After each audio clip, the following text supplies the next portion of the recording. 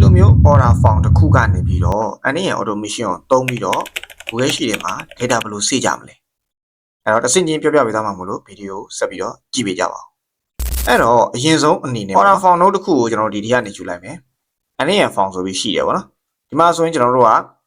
trigger ရှိရပါတော့ဒီမှာ new format အနေနဲ့ဒီမှာရေးလိုက်မယ်ဒါဆိုရင်ဒီမှာဒီလိုတစ်ခုထွက်လာပါလိမ့်မယ်အဲ့တော့ဒီထဲမှာဘာတွေဖြည့်ရမလဲဆိုတော့ကျွန်တော်တို့အနေနဲ့ဒီမှာကတော့ကျွန်တော်ဒီဟာကတော့ VBS server ပေါ်မှာတုံးထားတာပါနော်ကျွန်တော်အနေနဲ့ကတော့ဒီမှာ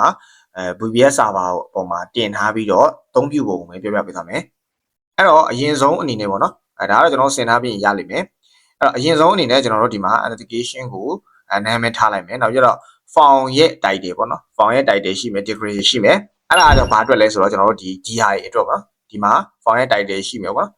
နောက်ပြီးတော့ decoration ဘာကြောင့်ပေါ့ဒီလိုမျိုးဟာရှိမယ်ပြီးသွားရင်ကျွန်တော်တို့ဒီမှာadd form element ဆိုတာရှိရပါတော့ဒါကဘာအတွက်လဲဆိုတော့ကျွန်တော်ဒီမှာမြင်နေရတဲ့ဒီမှာ item ID တို့ item name တို့ထည့်ဖို့အတွက်ဒီလာလုပ်ပေးထားတာဖြစ်တယ်ပေါ့နောက်ကိုယူပြီးသွားပြီဆိုကျွန်တော်ဒီမှာဒါလေးတွေဖြည့်မယ်ပေါ့နော်ဘာလို့ဆိုတော့ဒီမှာ item ID ရှိတယ် element type က text import လို့ဒီမှာရွေးထားတယ်ပေါ့နော်ဘာဖြစ်လို့လဲဆိုတော့သူကဒီမှာ import box ဖြစ်နေတယ် import box ဖြစ်တဲ့အတွက်ကြောင့် text ပဲရိုက်ထည့်မှာဖြစ်တဲ့အတွက်ကြောင့်မို့လို့ကျွန်တော်ကဒီမှာလာပြီးတော့ item ID ကိုဒီမှာ text import လို့ရေးထားတယ်ပေါ့နော်ဒီမှာဆိုရင်ကျွန်တော်တို့ဒ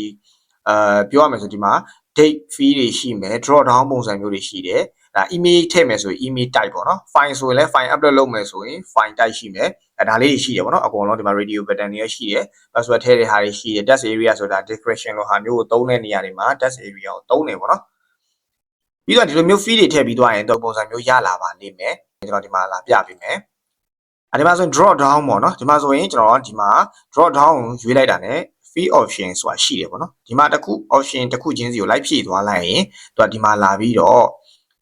category လို့ပုံစံမျိုးဒီလိုရလာလိမ့်မယ်ပေါ့နော်ဒီမှာအဲ့တော့ဒီမှာလည်းအဲ့လိုပဲဒီအောက်မှာရှိတဲ့ unit မှာလည်း drop down နဲ့ပဲရွေးပြီးတော့ကျွန်တော်ဒီလိုလေးလာထည့်ပြီးသွားလိုက်တယ်ဒါဆိုရင်သူကရွေးလို့ရတယ်ဒီလိုပုံစံမျိုးဖြစ်လာလိမ့်မယ်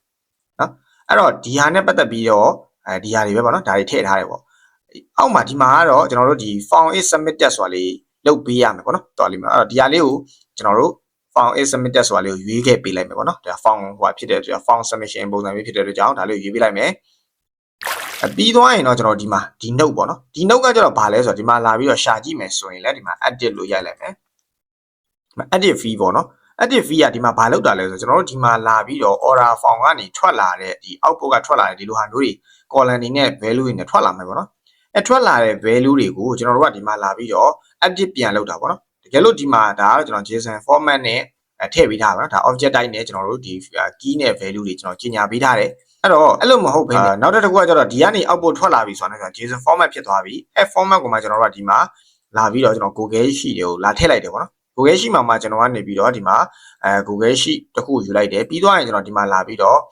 survey account နဲ့ credential ရှိတ်ထားရပေါ့နော်ပုံမှန်အားဖြင့်ဆိုတော့ကျွန်တော်တို့ဒီ OAuth ပေါ့နော်ဒီကောင် recommend ပေးတဲ့ကောင်နဲ့ချိန်ချင်လဲချိန်လို့ရတယ်မှာ client ID တို့ client secret တို့ဒါတွေရှိရပေါ့နော်ဒါတွေကကြတော့ကျွန်တော်တို့ဒီ Google Console မှာတွားပြီးတော့ကျွန်တော်တို့ဒီ client ID ကိုရအောင်app တွေ create လုပ်တာတွေနောက်ပြီးကြတော့ Google Sheet ကို enable လုပ်ပေးရတာတွေဒါမျိုးတွေတွားလုပ်ပေးထားရမယ်ပေါ့နော်လောလောဆယ်မှာတော့ကျွန်တော်ဒီ service account နဲ့ပတ်သက်ပြီးတော့ကျွန်တော်သုံးပြထားတယ်။ဘာဖြစ်လို့လဲဆိုတော့ဒီဟာလေးပဲအတူတူပဲ service account email ဆိုတာလည်းပဲကျွန်တော်တို့ဒီ Google Console မှာတွားပြီးလုပ်ထားတာအဲ့တော့ private key တွေပါဒီမှာလာထည့်ပေးလိုက်တယ်ပေါ့နော်။အဲ့တော့ကျွန်တော်တို့နောက်ဆုံးအဆင့်အနေနဲ့ဘာဖြစ်သွားလဲဆိုတော့ကျွန်တော်ဒီဘက်လေးကိုဖွင့်ထားမယ်ပေါ့နော်။ဒါကဘာလဲဆိုတော့ကျွန်တော်တို့ဒီဟိုဘက်မှာserver မှာ publish လုပ်ပြီးတော့ဒီမှာဆို publish လုပ်ထားရပေါ့နော်။ publish လုပ်ပြီး run နေတဲ့ဟာကိုဒီမှာတိုက်ရိုက်လာကြည့်လို့ရအောင်လို့ဒီဘက်လေးကိုဖွင့်ထားတယ်။အဲ့တော့ကျွန်တော်အရင်ဆုံးဒီ order form ကနေပြီးတော့product တစ်ခုအစမ်းထည့်ပြမယ်နော်002ကိုကျွန်တော်ထည့်လိုက်မယ်ပြီးသွားရင် test product ပေါ့နော်ထည့်လိုက်မယ်